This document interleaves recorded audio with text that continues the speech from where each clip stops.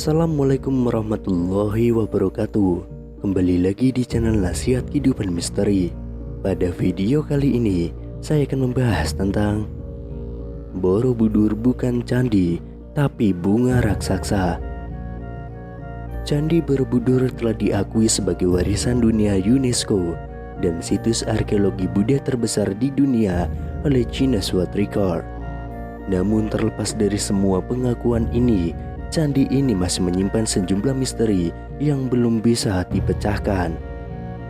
Candi Borobudur yang terletak di Kabupaten Magelang, Jawa Tengah ini selama berabad-abad terkubur di bawah gundukan tanah, menjadi serupa bukit penuh dengan semak belukar dan ditumbuhi pohon akibat letusan Gunung Merapi. Lantas pada tahun 1814, atas peran Gubernur Jenderal Britania Raya Thomas Stamford Raffles, candi ini mulai menjadi perhatian pemerintah kolonial. Raffles jugalah yang pertama kali menuliskan nama Borobudur dalam bukunya History of Java.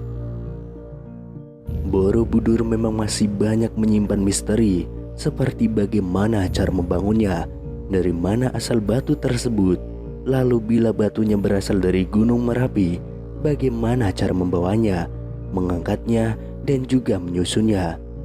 Letak Candi Borobudur yang juga tidak biasa, berada di atas bukit yang dikelilingi oleh dua pasang gunung kembar, yaitu Gunung Sindoro Sumbing dan Gunung Merbabu Merapi.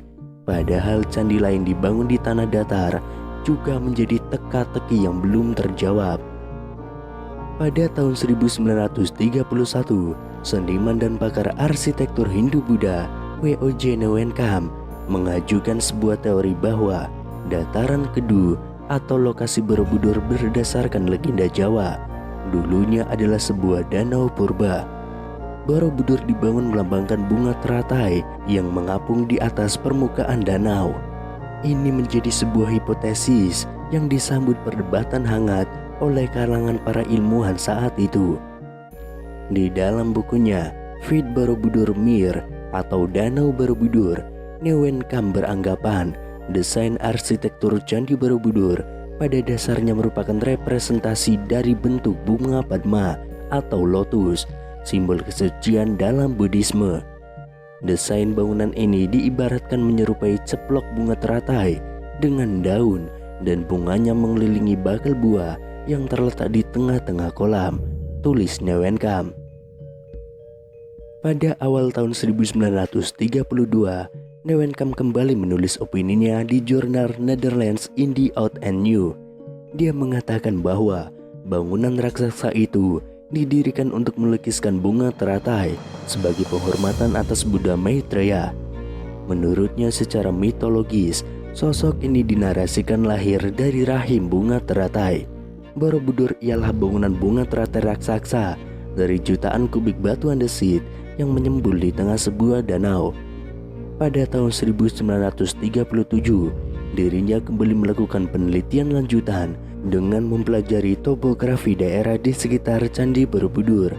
Hasil penelitian ini pernah dimuat di harian Algemene Handelsblad pada 2 Mei tahun 1937, lengkap dengan gambar peta dan juga daunnya. Dari rekonstruksi diandaikan Candi Mendu dan Candi Pawon yang berada pada satu garis lurus dengan Candi Borobudur berada di dataran dengan lokasi di tepian danau. Dari Candi Pawonlah, kata Newenkam, dapat diperoleh panorama Borobudur yang paling bagus. Sementara itu, untuk membuktikan hipotesisnya ini, Newenkam menunjukkan beberapa nama desa di sekitar Candi Borobudur yang berhubungan erat dengan danau dan air, seperti Tanjung Sari, Bumi Segoro, Sabrang Rowo, atau Segaran. Tetapi mendengar hipotesis itu, Theodor van Erp, orang Belanda yang juga berjasa memimpin pemugaran Candi Borobudur, langsung menyanggahnya.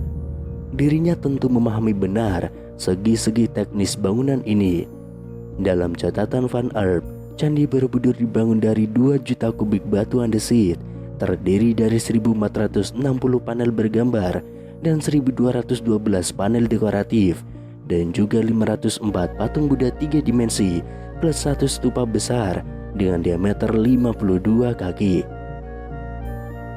Berdasarkan pengetahuan dan argumentasi dari segi teknis bangunan itulah, Van Arp mengkritik fantasi Newenkamp yang disebutnya ngawur. Pasalnya hipotesa ini tidak didasarkan dengan prasasti yang menyebutkan adanya lingkungan danau di sekitaran candi. Walaupun demikian, sejak Newenkamp mengemukakan hipotesisnya ini, dirinya berhasil merangsang ilmuwan lain agar membuktikan hal ini. Beragam ilmuwan hingga tokoh nasional pun mulai mencari pembuktian akan hipotesis ini. Pada tahun 1964, ketika pemerintah Indonesia merencanakan pembangunan Tugu Nasional, hipotesis ini kembali mencuat. Presiden Soekarno menyarankan replika Candi Borobudur ditempatkan pada lanskap danau supaya tampak lebih indah. Merespon ide tersebut, dikerahkan tim geologi Bandung untuk melakukan penelitian lapangan di daerah Borobudur. Hasilnya ditemukan adanya sisa-sisa lapisan endapan tanah yang memberi kesan bahwa sebagian wilayah itu dulunya pernah digenangi air. Namun keraguan kembali muncul setelah peneliti berkebangsaan India yakni Tani Kaemoni melakukan riset di kawasan Borobudur pada tahun 1983.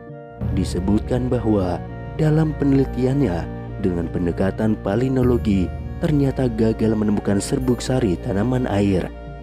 Di dalam bukunya Palynological Investigation on the Borobudur Monument, dirinya menyimpulkan bahwa tidak ditemukan sedikit pun polen sebagai indikasi adanya tumbuhan rawa-rawa atau tanaman air.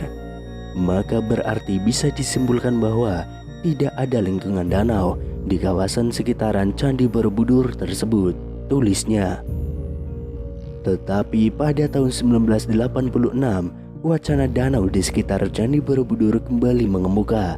Setelah adanya riset dari J.J. Nosin dan Cesar Vote, mereka menggunakan analisis geoformologi. Berdasarkan interpretasi foto udara plus observasi lapangan, dari hasil penelitian ini mereka menyimpulkan bahwa dataran di sekitar Borobudur memang pernah menjadi lingkungan danau, tetapi bukan pada masa dinasti Syailendra, namun jauh saat bumi masih zaman kuater, yakni 600.000 tahun yang lalu. Riset ilmiah tidak berhenti di situ. Geolog asal Indonesia, Helmi Murwanto, memiliki bukti dan hipotesis lain. Dengan pendekatan geologi, dirinya justru menemukan endapan batu lempung yang mengandung serbuk sari tanaman air komunitas rawa. Sedangkan berdasarkan penelitian radiokarbon C14 dengan mengambil berbagai sampel dari area seluas 10x8 km di sekitar Candi Borobudur, dia sampai pada kesimpulan bahwa lempung itu mengandung serbuk sari tanaman air.